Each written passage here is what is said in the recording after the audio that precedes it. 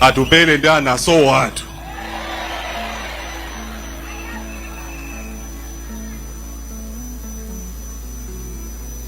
Your Excellencies,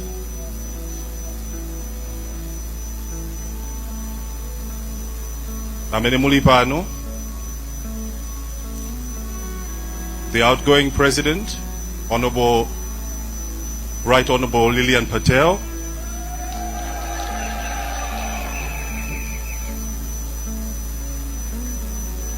Honorable Aisha Mambo Adams,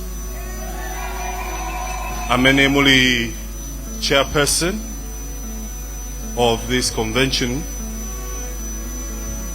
the Honorable Secretary General, the patrons, former President, His Excellency Dr. Muluzi, and Honorable Ziliro Chiwambo. Mwapadera, ndipereke ulemu kwa atsogoleri a zipani zonse zimene zili pano, atsogoleri a mipingo, Minibus Association amene muli pano, amayi ndi abambo. All protocols ningotero, all protocols observed chifukwa cha nthawi. Ine tsiku la lero ndikufuna kuti ndikuthokozeni abale onse mu chipani chathu cha UDF chifukwa cha support ndi chikhulupiriro chimene mwapereka kwa ine kuti nditsogole chipani ichi chisankho cha 2025 komanso ngati president zaka 5 zikubwerazi.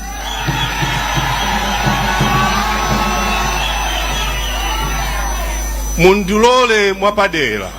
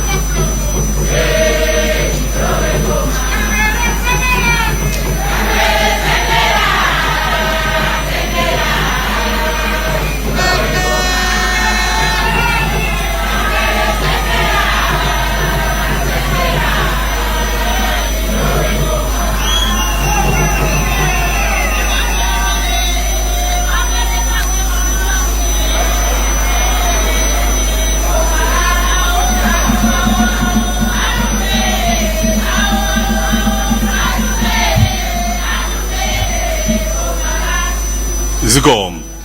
Ndaima pano amayi ndi abambo osati ngati munthu yemwe wasankhidwa kutsogolera chipani pa masankho okhayi. Ndaima ndi azimayi. Tangotsala ndi miyezi yochepa kuti chipite ku chisankho, ndimati ndikutsimikizeni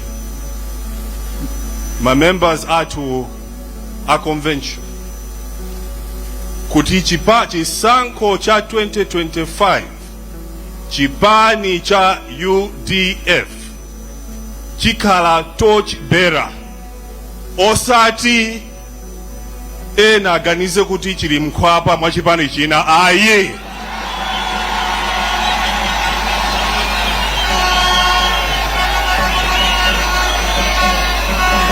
zimenezo zinatha.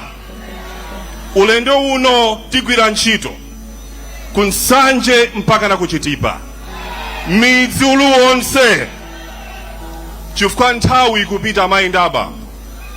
Amalawi akufuna utsogoleri, tiyeni tatumikire.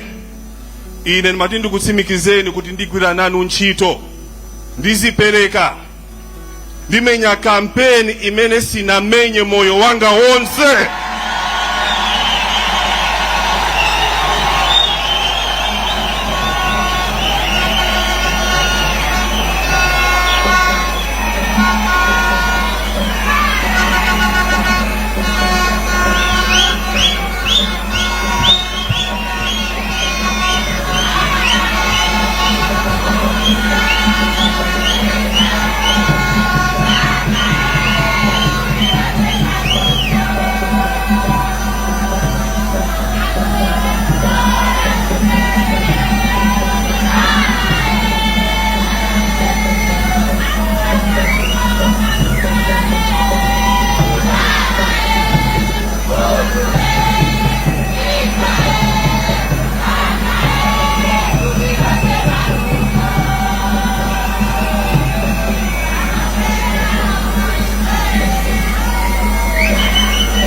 Zikomo.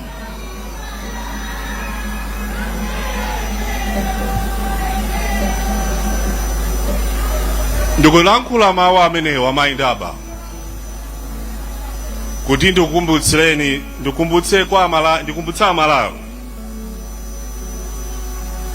kuti mphamvu zonse ndi za Mulungu. Tikayika Mulungu patsogolo palibe cholephereka.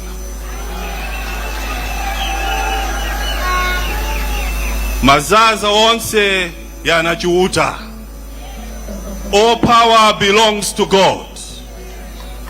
Mphamvu zonse ndi za Mulungu. Mundilole chifukwa speech yangayi paliso ena akumvetsera pakanema komanso palalendo ena komanso ena akumvetsera kumayiko osiyanasiyana. Mundilole kuti ndilankhule pang'ono mu Chingerezi. Fellow Malawians, delegates, and honored guests, thank you for being here today.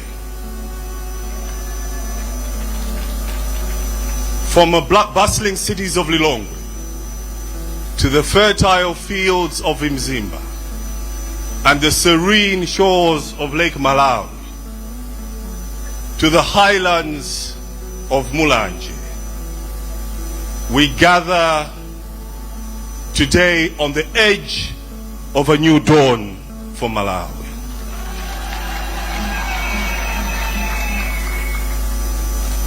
As we stand here together, I am reminded of the resilience and the spirit of our nation, built by the hands and hearts of those who came before us.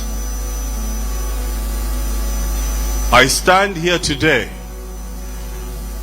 not just as a candidate, but your servant and a servant of this country.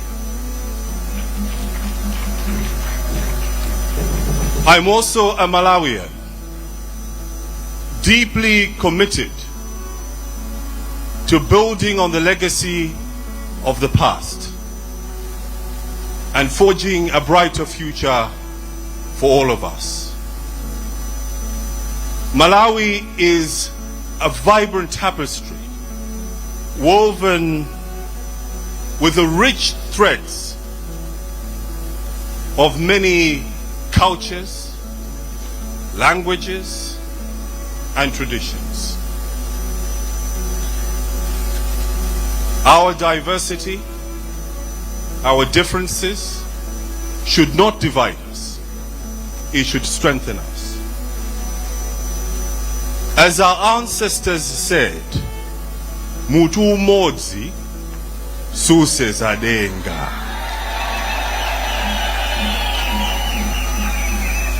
Muchingerezi, one head cannot carry a roof.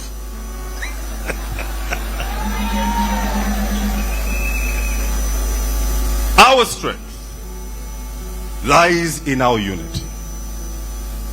And our progress depends on our ability to work together as one people, under one flag.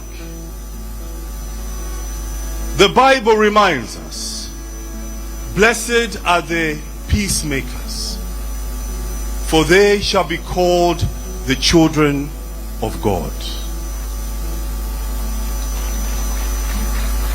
Mawamenewa alimu Matthew chapter 5 verse 9. And the Quran teaches us, we created you into nations and tribes so that you may know one another. This is in Surah Al-Hujurat chapter 49 verse 13. Let us move forward as one Malawi, embracing every tribe, faith, community, united by a shared vision of progress and prosperity. Ladies and gentlemen, our economy has faced many trials, from droughts to global market volatility, yet we remain resilient as a people. Our farmers, who make up over 80% of our workforce, are the backbone of this nation, and I salute them. Onse olima, amina upanga olimu, na amina kutandiza kwambiri dziko. But they cannot thrive on outdated practices alone. We must modernize agriculture with irrigation projects, support for crop diversification and value chains, new value chains, to enable our people to compete on the global stage. By transforming agriculture, we will become self-sufficient, boosting exports and restoring the pride to our people. However, our challenges go beyond agriculture. Malawi's GDP, ladies and gentlemen, is approximately 11 billion United States dollars. To run this economy, we need $3 billion annually in foreign exchange. This is Forex. Forex is used to pay for essential critical imports like fuel, fertilizer, medicines. But currently Malawi only generates $1 billion a year, and yet we require $3 billion. So we have a shortfall of $2 billion United States dollars annually. And this is where the problem we have, which is having a huge problem on our economy. And is the main reason why we're having this foreign exchange problem and also failing to grow the economy. Because we lack the necessary foreign exchange. We are going to do the following as UDF. We will open up the economy to foreign investments. That is extremely important because we need the capital to invest. We need the capital, investments, and the expertise that it brings. And this is where Malawi is currently lacking. Number two, we will introduce incentives to attract foreign capital into businesses that generate forex. Number three, we will eliminate procurement abuses which drain the nation's limited resources. Ladies and gentlemen, Malawi must become a producing nation with a focus on exports to generate the foreign exchange required to fuel the economy and create jobs for our youth. We recognize the urgency of attracting foreign investments. And when investors come here to Malawi under the future UDF government, we will ensure that there will be speed in service delivery in government and efficiency in responding to their needs. If we do not do this, we will not be able to attract foreign capital. And our foreign trade imbalance will worsen, and we will not be able to grow our economy and the current GDP. To our youth, Kwashinyamata, you are the lifeblood of this nation. We cannot speak of change We will not just speak of change, we will deliver it.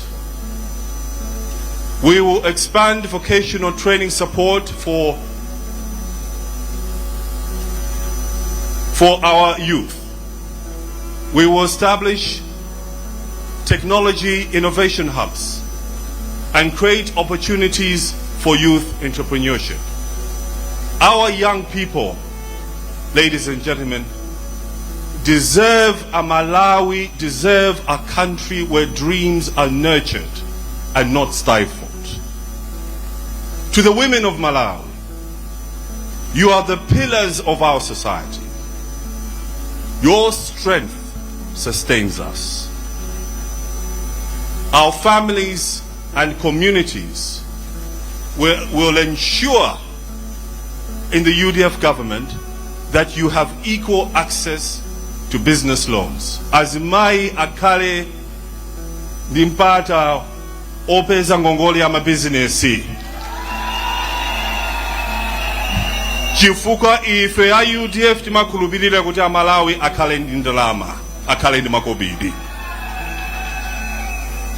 But not just businesses, but healthcare and leadership roles by providing opportunities for women in business and politics.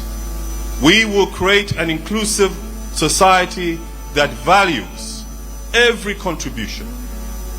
Our journey toward a prosperous Malawi cannot succeed without you. Amainda Bambo, no Malawian should suffer because they cannot access quality health care or education or basic services. We have witnessed for too long the impact of inadequate healthcare infrastructure, and we in the new government in 2025, we will act. We will build more hospitals. We will equip them with modern infrastructure and facilities. We will train our healthcare professionals to meet the needs of every citizen. Access to clean potable water. Tisaiwale madzi. Antambiri lero mizima akusowa madzi akumwa abwino. Komanso magetsi, electricity. This is a fundamental human right and essential for the well-being of our people. Currently, too many communities are struggling to access these basic services. We will invest in ensuring that we expand the water supply systems, upgrade electricity, and ensure that every household, school, and hospital has clean water, uninterrupted power. This will reduce airborne diseases and the power shortages that often cripple our healthcare services have been impacting our daily life. I know we are running out of time, but let me just mention that one of the pillars of the UDF is education. We will invest in our schools and teachers, ensuring that every child has tools to succeed. With literacy rates among youth in Malawi at just 74%, we cannot afford to leave any child behind. And I want to ensure the immediate past President, Honorable Mai Lillian Patel, kutinkani ya school ya ulere ya free primary school education, tizapitiriza boma latu chaka cha mawa 2025.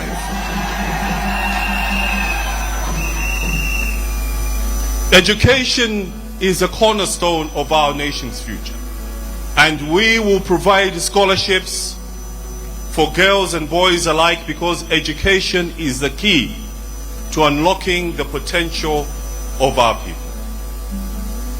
Amainda bambo nkani imene imandikudza kwambiri ine ngati Atupele.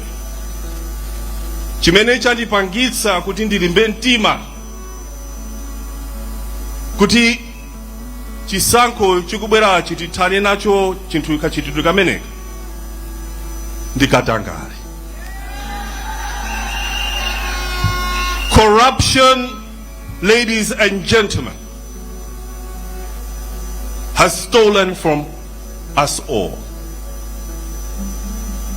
It has taken resources meant from our schools, our hospitals, our roads.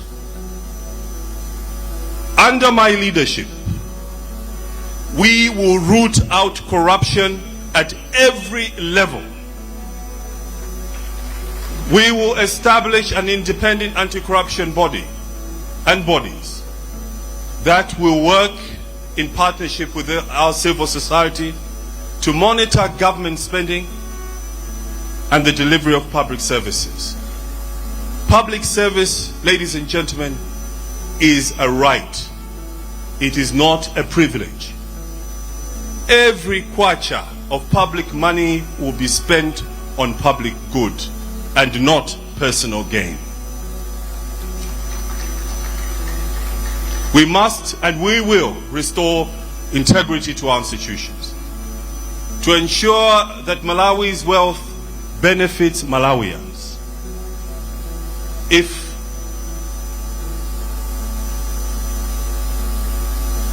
we do not do this, we have a serious problem. I want to conclude with a plea to Malawians. My fellow Malawians, the next election in 2025 is not just an election.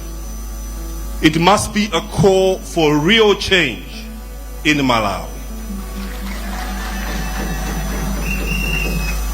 For years, we have heard promises and seen nothing.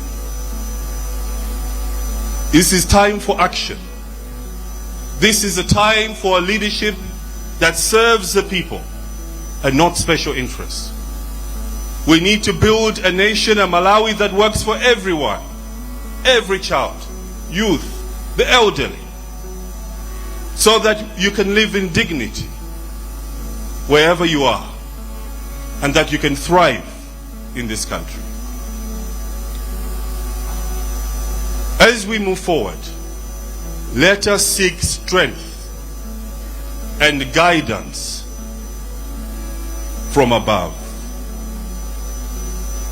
For I know the plans that I have for you, declares the Lord. Plans to prosper you and not to harm you. Plans to give you hope and a future. Jeremiah 29 verse 11.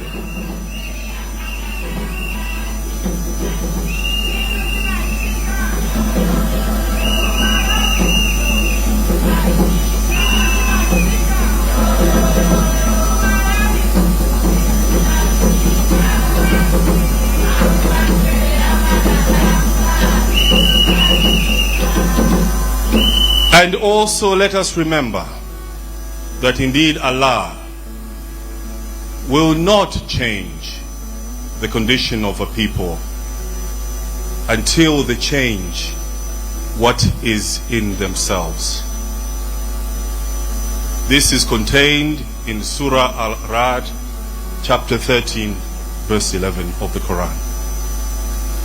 Together, ladies and gentlemen, with faith and determination, we can build a nation that reflects the best of all of us. I, Atupele Muluzi, pledge to work tirelessly, to lead with integrity, and to be accountable to you for every decision, so that together we can build a better Malawi, so that every Malawian can stand tall.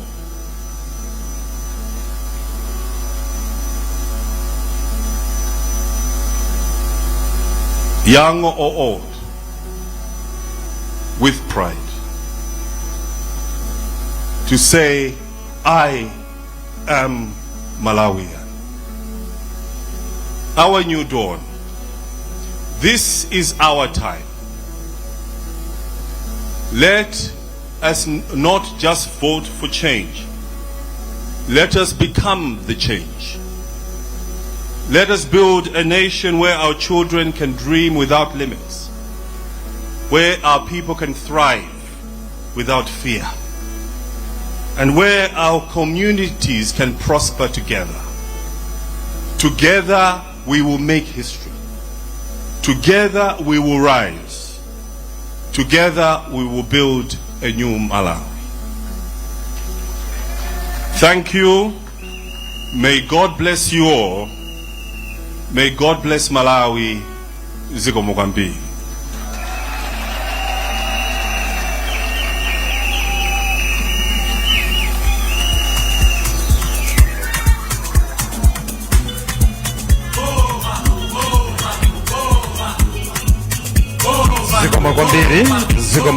Zikomo kwambiri.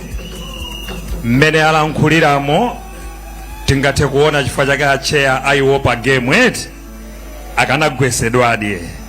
Mwana wa mkango manjamo. At this point in time, let me invite the immediate past president to come and do proper handover of power. Please, Madam Taberanu Tsogolokuno, Madam Honorable Lilian Patel, Muzati Perekera Mbendera ya UDF, uipereka kwa Honorable Atupele Muluzi, Honorable Atupele, Madam Tsogolokuno.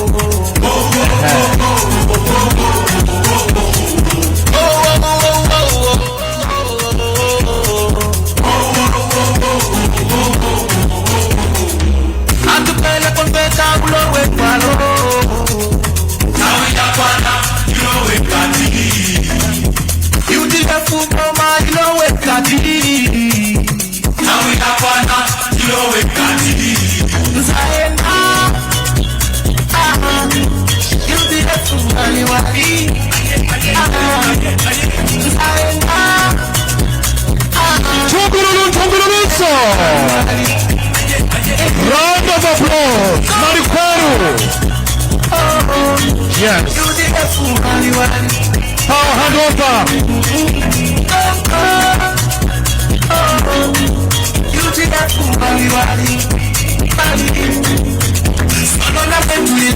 Ndela kupita mwendulila. Hey, nobody. Gizi ya serikali. Onona mwendulila. Ndela kupita mwendulila. Manjamo. Yellow boat, no pressure. Wapanga choice yako. Ndela kupita mwendulila.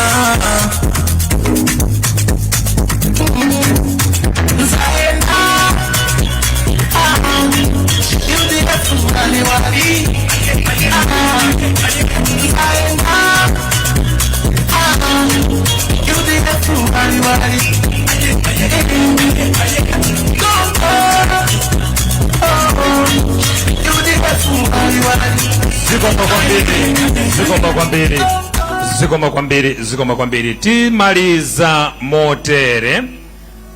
Kwaya imene yachokera ku Nchisi, bwerani pa stage pano. Muimba nyimbo imodzi, ikatha nyimbo imeneyo, the former president of the Republic of Malawi adzatuluka mchipinda chino, ndiponso alendo onse oyitanidwa adzatuluka mchipinda chino. Tidzalowa mu gawo lachiwiri la chipani cha UDF. Anzathu aku Nchisi ndimafuna muimbe masana, koma acheya anena kuti satuluka muno.